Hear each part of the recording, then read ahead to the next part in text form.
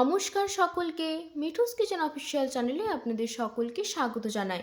আশা করি আপনারা যেখান থেকে আমার এই ভিডিওটি দেখছেন আপনারা সকলেই ভালো আছেন এবং সুস্থ আছেন।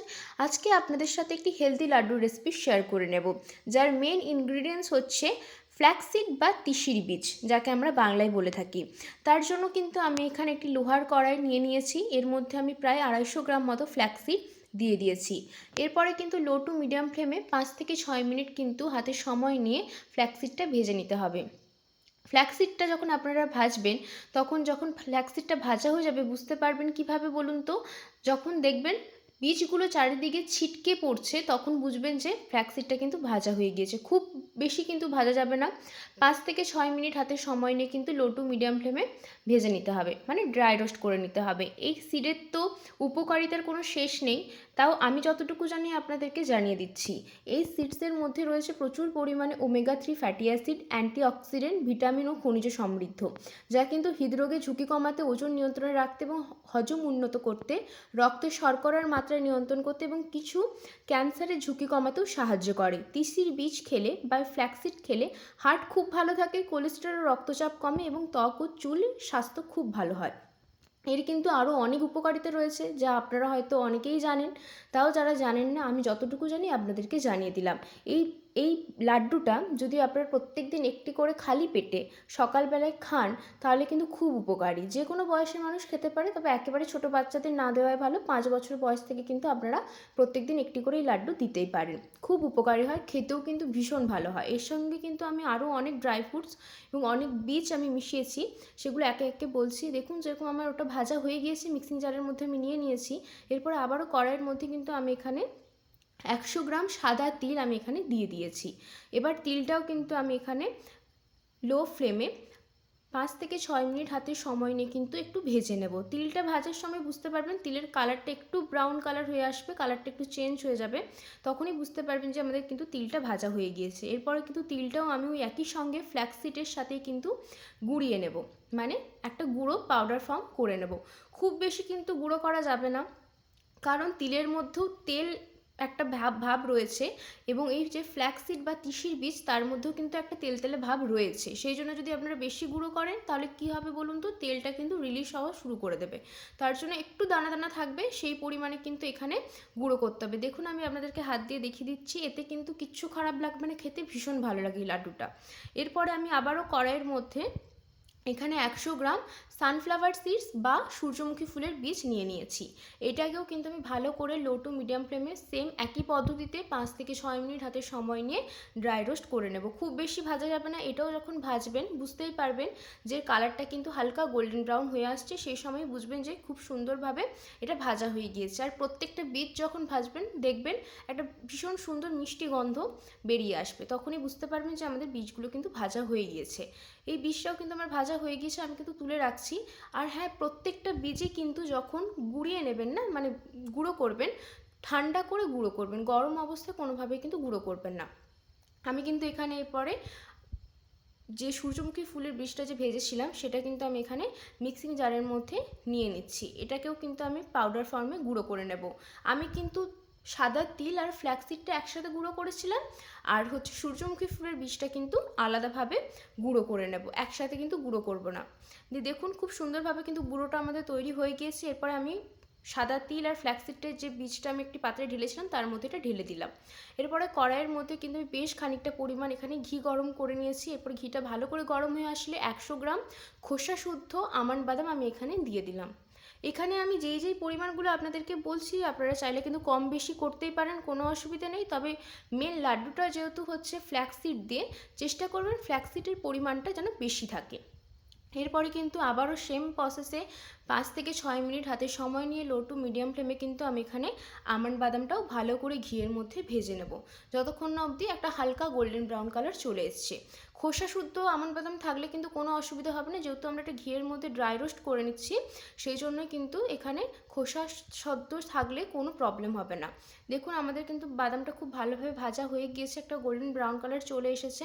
এই পর্যায়ে কিন্তু আমি এখানে মিক্সিং জারের মধ্যেই কিন্তু বাদামটা তুলে নিচ্ছি। আমি ডিরেক্ট মিক্সিং জারের মধ্যে গরম জিনিসটা তোলা দেখাচ্ছি, মানে এমনটা না যে আমি গরমটাই গুঁড়িয়ে নিচ্ছি। আমি মিক্সিং জারের মধ্যে রেখে কিন্তু বেশ 15 থেকে 20 মিনিট পরেই কিন্তু আমি এটা গুঁড়ো করেছিলাম। আলাদা করে কোনো পাত্রে তুলে দেখাচ্ছি না, একেবারেই মিক্সিং জারের মধ্যে আপনাদেরকে আমি দেখিয়ে দিচ্ছি। আপনাদেরকেও বারবার বলছি, গরমটা কোনো মতেই গুঁড়ো করবেন না, একটু ঠান্ডা হয়ে যাবার পরেই কিন্তু এটা গুঁড়ো করবেন।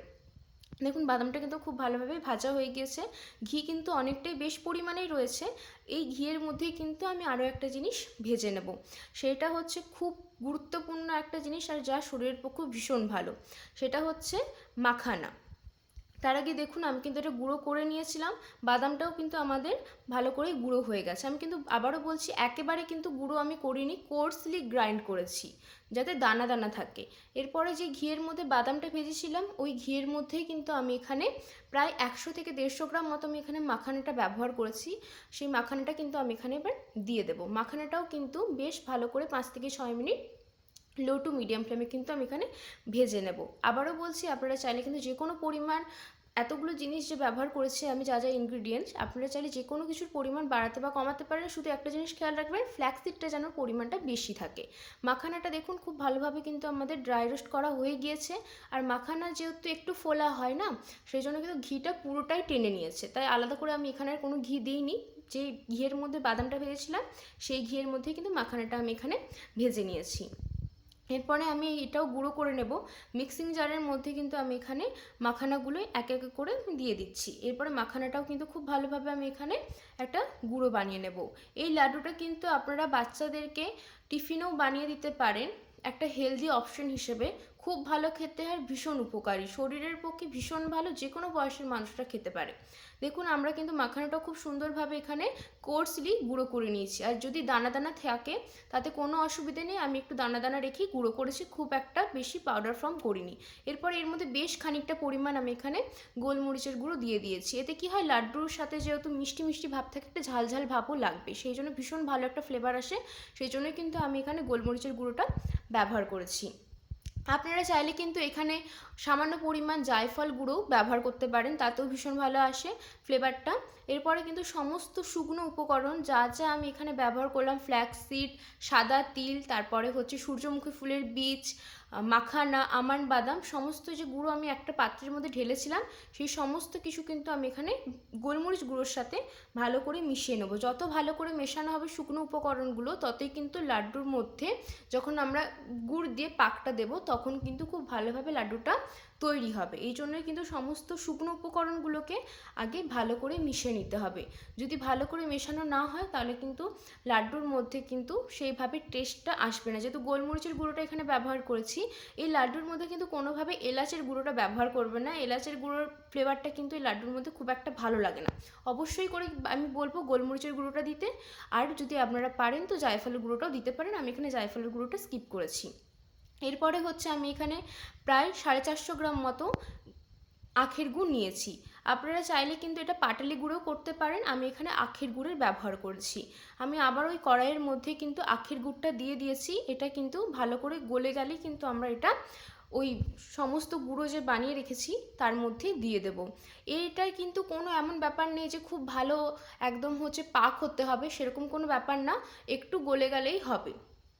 তারপরে হচ্ছে আমি এখানে আরেকটা কথা, যেহেতু পুরোটাই আমি হেলদি বলছি, লাড্ডুটা পুরোটাই আপনারা দেখে বুঝতেই পারছেন পুরোটাই রেসিপিটাই হেলদি, সেই কারণেই কিন্তু আমি এখানে লোহার কড়াইয়ে কিন্তু পুরো প্রসেসিংটা বানিয়েছি। আপনারা কিন্তু আমি বলবো লোহার কড়াই ব্যবহার করবেন। অ্যালুমিনিয়াম বা স্টিলের কড়াই চাইতে কিন্তু লোহার কড়াই বেশি ভালো রান্না করে খাওয়া। এই জন্যই কিন্তু আমি পুরো রান্নাটাই, মানে পুরো রেসিপিটাই কিন্তু আমি লোহার কড়াই ব্যবহার করেছি। কিন্তু এখানে দেখুন গুড়টা কিন্তু লো টু মিডিয়াম ফ্লেমে রাখতে হবে, গ্যাসের ফ্লেম কিন্তু বাড়িয়ে দিলে গুড়টা তলার দিকে পুড়ে যেতে পারে। আর গুড় যদি পুড়ে যায় তখন তাহলে বুঝতেই পারছেন গুড়টা কিন্তু তেতো হয়ে যাবে। সেই জন্য কিন্তু একটু সময় নিয়ে কিন্তু গুড়টা ভালো করে গলিয়ে নিতে হবে। কারণ আমার এখানে গুড়টা একটু চাপ চাপ হয়ে বসে গেছিলো বলে সেই জন্য আমার একটু টাইম লেগেছে। আর যদি পাতলা গুড় বা পাটালি গুড় হয় তাহলে তো খুব তাড়াতাড়ি গলে যাবে।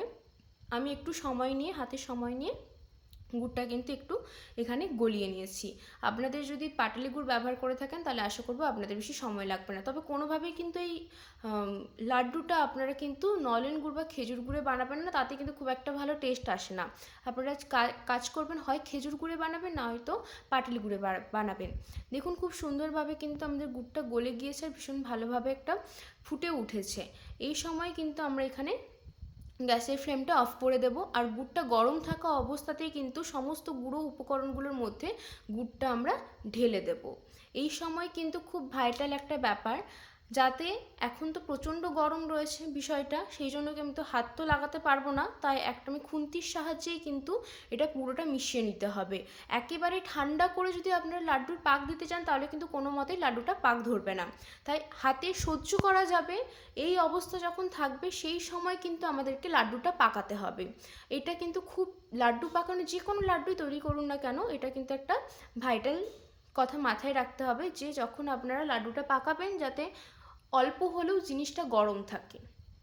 এখন তো প্রচণ্ডই গরম, সেই জন্যই আমি এখানে খুন্তির সাহায্যে সমস্ত শুকনো উপকরণ যা যা আমি গুঁড়িয়ে রেখেছিলাম তার সাথে কিন্তু আমি এখানে ফোটানো গুড়টা ভালো করে মিশিয়ে নিচ্ছি। যেহেতু এখন হাতে একদমই ছোঁয়ানো যাবে না, সেই জন্যই কিন্তু আমি এখানে খুন্তির সাহায্যে মিশিয়ে নিচ্ছি। আপনারা যে কোনো একটা হাতার সাহায্যে কিন্তু এটা মিশিয়ে নিতে পারেন। এরপরে দেখুন খুব ভালোভাবেই কিন্তু আমি এখানে এটা মিশিয়ে নিয়েছি, কারণ হচ্ছে কিছু করার নেই, এখন তো হাতে দেওয়া যাবে না, ভীষণ গরম রয়েছে। গুড়টা কিন্তু খুব ভালোভাবে মিশে গিয়েছে সমস্ত কিছুর সাথে, কারণ দেখেই বুঝতে পারছেন যে গুড়টা সমস্ত শুকনো উপকরণের সাথে খুব ভালোভাবে মিশে গিয়েছে। এই সময় কিন্তু আমি এখানে হাতে ঘি লাগিয়ে নিয়েছিলাম, ঘি লাগিয়ে কিন্তু আমি এখানে লাড্ডুগুলো পাক করেছি। এই সময় কিন্তু আমি হাতে ঘি লাগিয়ে লাড্ডুগুলো পাকিয়ে নিচ্ছি, ছোটো ছোটো লাড্ডুর আকারে পাকিয়ে নিচ্ছি। এইভাবেই কিন্তু আপনারাও বাড়িতে এই রেসিপিটি বানিয়ে নিতে পারবেন। খুবই স্বাস্থ্যকর একটা হেলদি রেসিপি, বানাবেন বাড়িতে অবশ্যই এবং জানাবেন আপনাদের কেমন লাগলো।